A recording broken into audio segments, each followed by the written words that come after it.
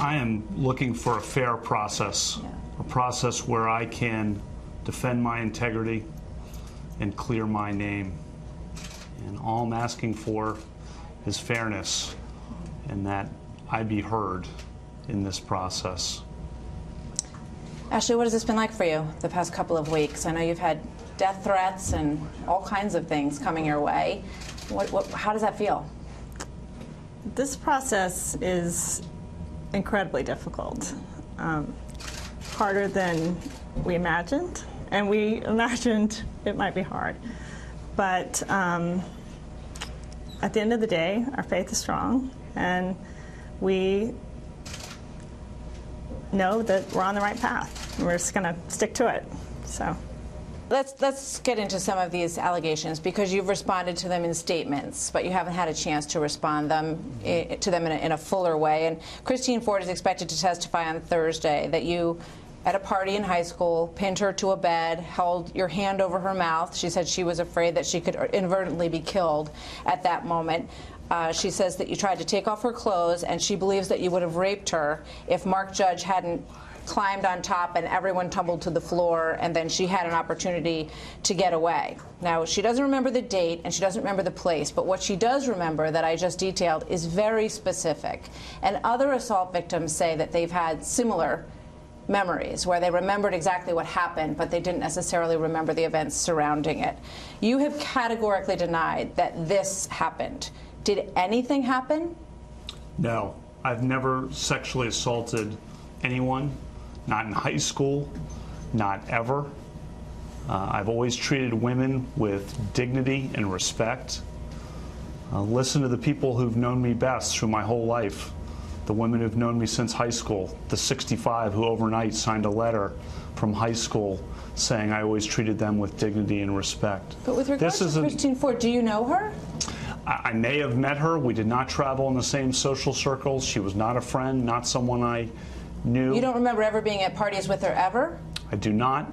And this is an allegation about a party in the summer of 1982 at a house near Connecticut Avenue and East West Highway with 5 people present. I was never at any such party. The other people who are alleged to be present have said they do not remember any such party. A woman who was present, another woman who was present, who is Dr. Ford's lifelong friend, Leland, has said she doesn't know me and never remembers being at a party with me at any time in her life. All I'm asking for is a fair process where I can be heard. And to this date, no one has corroborated the story that she has told, as you accurately point out. But so there's no chance that there was something between the two of you, that maybe she misunderstood the exchange that you had? Nothing ever physical? You never met her, never kissed her, never touched her, nothing that you remember? Correct. I have never had any sexual or physical activity with Dr. Ford. I've never sexually assaulted anyone in high school or otherwise. So where do you think this is coming from? Why would she make this up? What I know is the truth, and the truth is I've never sexually assaulted anyone in high school or otherwise. I am not questioning and have not questioned that perhaps Dr. Ford at some point in her life was sexually assaulted by someone in some place. But what I know is I've never sexually assaulted anyone in high school or at any time. So when she says there's no doubt in her mind that it was you, because she was asked that, is it possible that you maybe confused him, maybe it's mistaken identity, maybe it was someone else? She said absolutely not. I've never sexually assaulted anyone. I was not at the party described. I was not anywhere at any place resembling that in the summer of 1982. The other people alleged to be there don't say anything like that. And the woman who's alleged to be there, who's her friend, says that she doesn't know me and doesn't recall ever being at a party with me in her life. So let me ask Ashley, when this came out, what did you say to your husband? Did you question him and have moments where you wondered if he was telling you the truth? No. I mean, I know Brad. I've known him for 17 years, and this is not at all character. It's really hard to believe. He's decent, he's kind, he's good. I know his heart. this is not consistent with Brett. So now, over the weekend, you've got new allegations. And obviously, these other allegations, they say that they are standing up basically in support of Christine Ford, that they wouldn't have come forward otherwise, but they don't want her to be made out to look like a liar. And Deborah Ramirez was a freshman at Yale. She says she was at a dorm party, and this happened, quote, Brett was laughing. I can still see his face and his hips coming forward like when you pull up your pants. I'm confident about the pants coming up, and I'm confident about Brett being there. She was initially uncertain it was you, they write in this piece, but after 6 days, she's confident enough, she says. Should the American people view her as credible? I never did any such thing. Never did any such thing. The other people alleged to be there don't recall any such thing. If such a thing had happened, it would have been the talk of campus. The women I knew in college and the men I knew in college says it's inconceivable that I could have done such a thing. And the New York Times has reported that just last week, the person making the accusation was calling other classmates saying she was not sure that I had done this. Again, just asking for a fair process where I can be heard and I can defend my integrity. Yeah, as you say, other Yale classmates were asked by her if they recalled the incident and told some of them that she couldn't be certain that Mr. Kavanaugh was the one who exposed himself. So she appears to be expressing some uncertainty. Given the doubts, are you surprised that the New Yorker published this account? I'm not going to comment on the New Yorker's journalistic practices. The New York Times said they could not corroborate this story and said that the person making the accusation had been calling around last week to other classmates, indicating her uncertainty about whether I had ever done such a thing. Again, I'm just asking for a fair process where I can be heard and defend my integrity and defend my family's integrity. There was one roommate, I think his last name was Roche, who said, you know, that he could see this kind of thing happening, that you drank a lot in high school, drank a lot in college, and although he hadn't seen or heard this incident himself, that it added up to him, that it made sense that you treated women that way. I've always treated women with dignity and respect. He does not corroborate the incident at all. The incident did not happen. You remember him. He was your roommate. I do remember him. So why do you think he would say that? What I know, I'm not going to speculate about motives. I know I never did that. If I had done that, it would have been the talk of campus. And we have the report saying that even as late as the last few weeks, she was calling around and not certain. What I know is I've always treated women with dignity and respect. Listen to the women who've known me my whole life. A letter from friends I knew in high school, produced overnight, 65 women who knew me in high school. Women I knew in college who said how much I supported their women athletics, their letter and their goals. When I worked in the Bush White House, 84 women signed a letter saying that in the pressurized environment of the West Wing, I always treated them with equality and promoted women's advancement. We've heard from them. We've spoken to a couple of those women on our show who signed that original letter, who stuck up for you unequivocally. That is absolutely true. Now you've got more allegations. So you've got this sort of attempt to kind of swarm a number of people who are putting at least enough doubt out there so that this process will be stymied, so that it will take longer, and so that they will get the investigation that they're looking for. Michael Avenatti says that he has significant evidence, and another accuser who claims that you and Mark Judge at multiple house parties in the Washington, D.C. area during the 1980s would participate in the targeting of women with alcohol and drugs to allow a train of men to subsequently gang rape them. There are multiple witnesses that will corroborate these facts, and each of them must be called to testify publicly. Did you ever participate in, or were you ever aware of any gang rape that happened at a party that you attended? That's totally false and outrageous. Never done any such thing, known about any such thing. When I was in high school, and I went to an all-boys Catholic high school, a Jesuit high school, where I was focused on academics and athletics, going to church every Sunday at Little Flower, working on my service projects, and friendship with my fellow classmates and friendship with girls from the local all-girls Catholic schools. And yes, there were parties, and the drinking age was 18, and yes, the seniors were legal and had beer there. And yes, people might have had too many beers on occasion, and people generally in high school, I think all of us have probably done things we look back on in high school and regret or cringe a bit. But that's not what we're talking about. We're talking about an allegation of sexual assault. I've never sexually assaulted anyone. I did not have sexual intercourse or anything close to sexual intercourse in high school or for many years thereafter. And the girls from the schools I went to and I were friends. So you're saying that through all these years that are in question, you were a virgin? That's correct. Never had sexual intercourse with anyone in high school? Correct. And through what years in college, since we're probing into your personal life here? Many years after. I'll leave it at that. Many years after. And the people I went to high school with, the girls and the boys, now men and women that I went to high school with, I was good friends with them, and we remain good friends. That's how 65 people on a moment's notice, 65 women, it's 220 people total, men and women, who knew me in high school. And I would say, fair process, let me be heard, fair process, hear from both sides, and listen to me and the facts I've described, and listen to the people who've known me throughout my life, the men and women, the women who've known me throughout my life, who've known me best. And in my job as a judge for 12 years, I've been promoting women's equality. There was a problem with women law clerks getting hired at the Supreme Court. I am the leading federal judge in the country, the leader in the entire country of promoting women law clerks to get Supreme Court clerkships. For the last 7 years, I've been coaching girls basketball. Ask the moms. So what do you think is happening? What's happening? I don't know, but I want a fair process where I can defend my integrity, and I know I'm telling the truth. I know my lifelong record, and I'm not going to let false accusations drive me out of this process. I have faith in God, and I have faith in the fairness of the American people.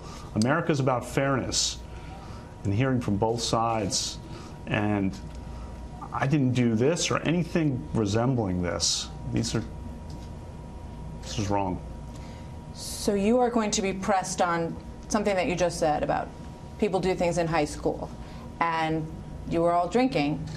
Were there times when perhaps you drank so much? Was there ever a time that you drank so much that you couldn't remember what happened the night before? No, that never happened. You never said to anyone, I don't remember anything about last night? No, that did not happen. Did you ever have any sense that any kind of the description of the behavior that I just described with these, women being taken into rooms and raped or having sex with a number of men, consensual or otherwise, that was going on at the parties that you were at? I never saw any such thing. Any such thing. I certainly never participated in any such thing, but I never saw or heard of any such thing. And I was focused on trying to be number one in my class and being captain of the varsity basketball team and doing my service projects, going to church. The vast majority of time I spent in high school was studying or focused on sports and being a good friend to the boys and the girls that I was friends with. We have these great lifelong friendships that are fantastic, and supporting each other through the ups and downs of life. And they're an awesome group of people. Today, as the controversy surrounding Supreme Court nominee Brett Kavanaugh reaches an all-time high, the judge got a call from the president himself. He is about to describe that phone call and what this whole thing has been like for his family, his children, and his wife. So, Ashley, when you hear women say, that they repress the memory, that they've been struggling with their whole life, they never wanted to say anything, they were embarrassed to even tell their parents or their friends what had happened. But years later, in this situation, Christine Ford says, I felt that I wanted to submit what I knew about Brett Kavanaugh into his file because I did hear that he was up for this very important position, and I wanted to make sure that my story was in there. I didn't want to come forward, but I wanted to make sure that they had that information because she felt it was really important that they know. I don't understand it. I know Brett. I know who he is. But do you sympathize with the idea that some women would suppress a memory or wouldn't want to share it or would not be able to talk about it until many years later? I don't know what happened to her, and I don't even want to go there. I feel badly for her family. I feel badly for her. through this process. This process is not right. Do you believe there should be an FBI investigation into these allegations, and that a pause should happen and, you know, sort it all out? If there's nothing to worry about and nothing to hide, why not have that process? Ashley, and then I'll ask you that, Brett. I mean, I've said all along, and Ashley too, I want to be heard. I was first interviewed last Monday, the day after the allegation appeared, by the committee staff under penalty of felony. And I denied this categorically and unequivocally, and I said twice during that, I said I want a hearing tomorrow, last Tuesday, a week ago. I want an opportunity, a fair process. America's about fairness. I want a fair process where I can defend my integrity and clear my name as quickly as I can in whatever forum the Senate deems appropriate. When you hear senators who are on the committee, Senator Mazie Hirono, and then you hear from others, you know, the New York Senator Gillibrand, she says, I believe this woman. I believe all of them. They're credible, and we all have to believe them. When you hear United States senators who are making judgments, final judgments, what does that make you think about the presumption of innocence in this country? In America, we have fairness. We hear from both sides. I've spent my life in the judiciary, our judicial system. And part of the judicial system, as I've said during my hearing, was process protects you. That's what judges believe. That's what our system is built on, the rule of law, about fair process. Do you feel unprotected by the process? Fair process means hearing from both sides. And I think the process, I want to have an opportunity to defend my integrity and clear my name and have a fair process. A fair process, at a minimum, at a bare minimum, requires hearing from both sides before rushing to judgment. Let me ask you this. Separately from these allegations, is it fair to judge someone on something they did before they were 18 years old? When they were 17 years old, should anything they did then follow them later in life, or should it enter into any decisions made about them later in life? What I'm here to do is tell you the truth. And this allegation from 36 years ago. But separately from what you're being accused of, just as a judge, is it, if you were looking at this case as apart from what you're going through, and someone said, this person did that at 17 years old, is it fair to judge them on something like that when they're in their 50s, 60s, 6 years old? I think everyone's judged on their whole life. I'm a good person. I've led a good life. I've tried to do a lot of good for a lot of people. I am not perfect. I know that. None of us is perfect. I'm not perfect. But I've never done anything like this. So in terms of the process now and what happens now, when you look at how all of this, where all this generated from, do you have thoughts? Is this about Roe v. Wade? Is this about people who initially, right off the bat, said they wanted to see you never take a spot on the Supreme Court? Where's this all coming from? I just want a fair process where I can be heard. You don't have any thoughts on where this is coming from? I just want a fair process where I can be heard, defend my integrity, defend the integrity of my family. I'm telling the truth. You don't want to talk about where you think this is coming from? I just want an opportunity, a fair process where I can defend my integrity. Ashley, how's this been for the girls, for your family? What have you guys, give us whatever window you feel comfortable saying about what this has been like for you as a family. It's very difficult. It's very difficult to have these conversations with your children, which we've had to have, some broader terms for our youngest, but they know Brett and they know the truth. And we told them at the very beginning of this process, this will be not fun sometimes. You're going to hear things that people feel strongly, and you need to know that. And just remember, you know your dad. Did you guys ever look at each other and say, I'm out, this is enough, just isn't worth it? I'm not going to let false accusations drive us out of this process, and we're looking for a fair process where I can be heard and defend my integrity, my lifelong record of promoting dignity and equality for women, starting with the women who knew me when I was 14 years old. I'm not going anywhere. Do you believe that President Trump is going to stand by you throughout? I know he's going to stand by me. He called me this afternoon and said he's standing by me. All right. Thank you both very much. Good to speak with you today. Thanks for taking the time. Thank you.